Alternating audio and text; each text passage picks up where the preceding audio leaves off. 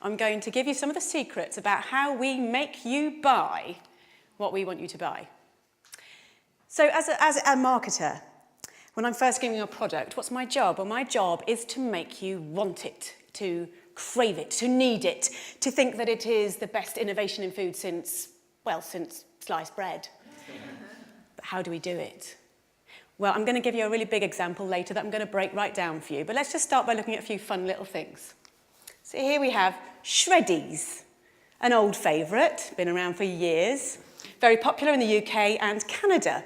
Without changing a single little thing about that product, they remarketed them, rebranded them as brand new diamond-shaped Shreddies. Food marketing genius right there. In the 1950s, there was a very important innovation in food. The instant mix cake, one of my personal favourites. When they were first brought out, all you needed to do was to add a little bit of water. Who's not going to love that? Well, actually, no one loved it. No one bought the bloody things. So they did a bit of research. And what they found was that the main consumer, the target consumer, the housewife, felt that it was cheating. They didn't want to pass off such an easy thing as their own baking to their partners, their husbands, their families, whatever. So what did the producers have to do? They had to make it harder.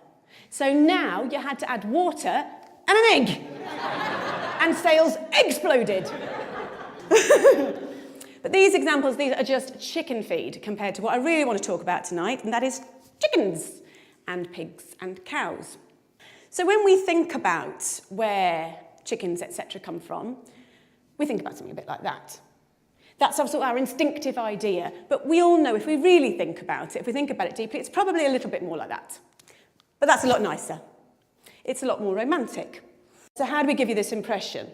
Well, there are 3 techniques that we use.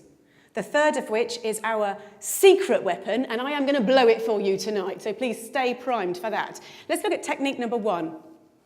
Everybody believes what's on the label. So let's look at some examples. Some of my favourites, some of the ones I use all the time. I'll use farm fresh. I'll use 100% natural. I'll use butcher's choice. But what does that really actually mean? Well, truthfully, it doesn't mean very much.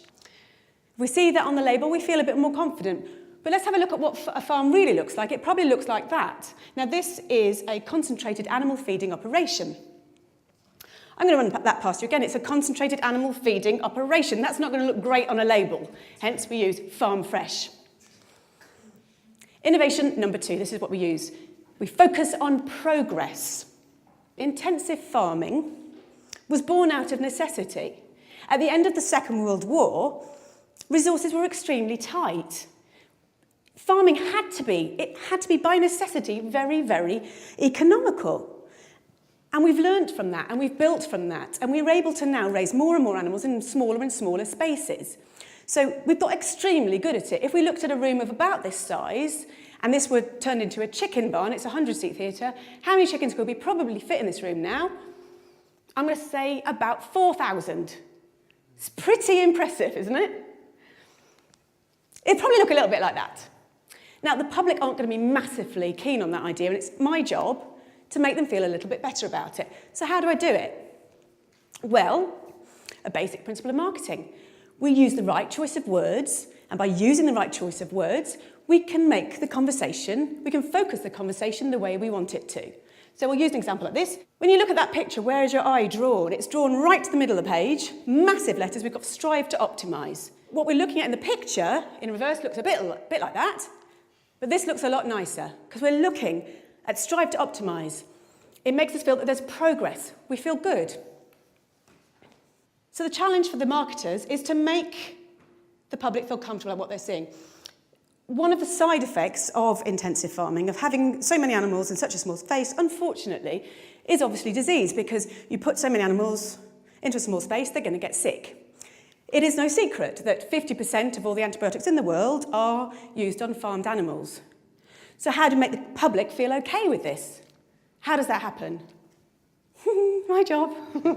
How do I do it? I use the language of innovation. So we're going back to our old friends at porkcares.org. And what they do is they say, as farming has become more efficient, veterinarians have incorporated new technologies and methods into practice. This makes us feel good. This is positive. Yeah? This is progress. And when we're then marketing to future consumers, we would perhaps use something like this. This is a colouring book. Pigs and pork. It's absolutely gorgeous.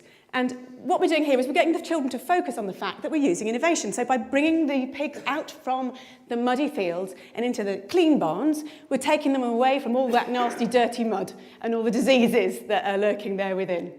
Positive. So onto our secret weapon. This is what we really need to focus on.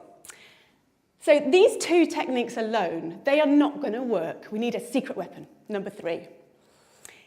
It is actually in this room right now. Secret weapon!